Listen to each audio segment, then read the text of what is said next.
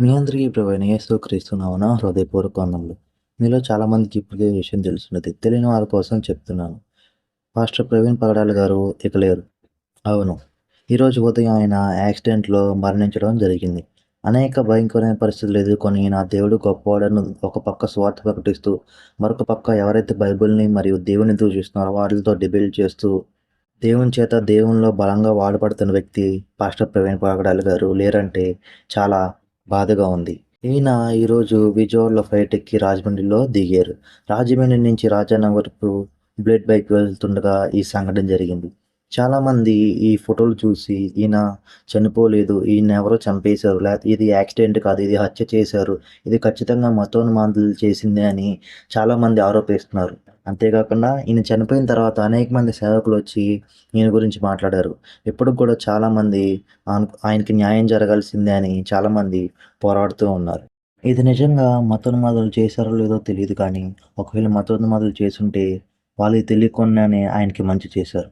అవును. ఏంటి ఇలా మాట్లాడుతున్నారనుకుంటున్నారేమో! దేవుని కోసం హతసాక్షిగా చనిపోవడానికి ఎంతమందికి అవకాశం వస్తుందో ఒకసారి ఆలోచించండి. దేవుని కోసం పనిచేసే వాళ్ళుంటారు. దేవుని కోసం నిలబడేవాళ్ళు ఉంటారు. దేవుని కోసం పాపాన్ని ఎదిరించి పోరాడేవాళ్ళు ఉంటారు.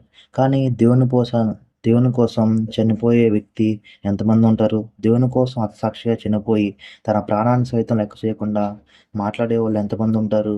విపిన్ పగడాల గారికి నాకు పరిచయం లేదు. కానీ ఇలాంటి సమయంలో ఆయన గురించి మాట్లాడాలి అంటే నేను ఒక మాటలో చెప్తాను. తిమోతి రాసిన 2 పత్రిక 4 అధ్యాయం 7 వచనం.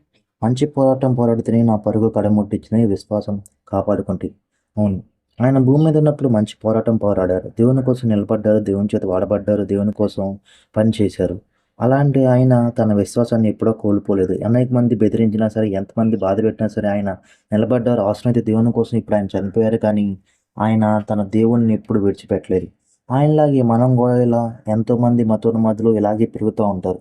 ఈయనకొచ్చిన చావు రేపు నీకు రావచ్చు, నాకు రావచ్చు. కానీ ఇలాంటి చావు మనకొచ్చినా సరే, మనం భయపడకుండా దేవుని కోసం నిలబడాలని, దేవుని కోసం మనం కూడా పని చేయాలని, దేవుని కోసం సువార్త చెప్పాలని, దేవుని కోసం మనం కూడా బలంగా వాడబడాలని, అవసరమైతే ఈయనలాగే మనం కూడా దేవుని కోసం చనిపోవాలని నేను కోరుకుంటున్నాను.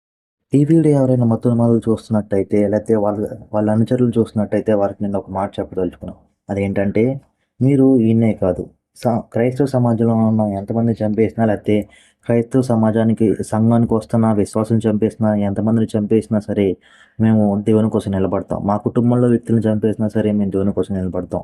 మేము దేవుని కోసం పోరాడతాం. ఈరోజు ఈయన చంపేసిన వెంటనే అనేక మంది క్రైస్తవులు వచ్చి ఈయనకి అండగా నిలబడ్డారు. అంతేగాని ఎవరు పారిపోలేదు. దీన్ని బట్టి అర్థం చేసుకోండి. క్రైస్తవులంటే ఎంత బలం, లేతే దేన్ని చూసి వీళ్ళు భయపడకుండా ఉన్నారంటే మా దేవుడిని చూసి. మేము ఎవరికీ భయపడాల్సిన అవసరం లేదు. ఎందుకంటే మేము చేస్తున్న తప్పు కాదు. మేము చేసింది తప్పు కూడా కాదు.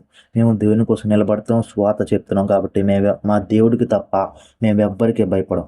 కాబట్టి గుర్తుపెట్టుకోండి. మీరు దేవుడిని వదిలేస్తారా? లేతే చనిపోతారా అంటే దేవుని కోసం చనిపోతానికి సిద్ధపడతాం గానీ, మా దేవుడిని మేము వదిలేయడానికి, ఆయన్ని వ్యతిరేకించడానికి, ఆయనకు వ్యతిరేకంగా మాట్లాడటానికి మేము ప్రయత్నం కూడా చెయ్యం.